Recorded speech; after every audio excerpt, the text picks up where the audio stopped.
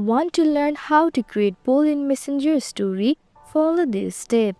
To start with, open the Messenger app on your device. Once you are on the home screen, click on the Stories option at the bottom. After that, click on Add to Story to start creating your story.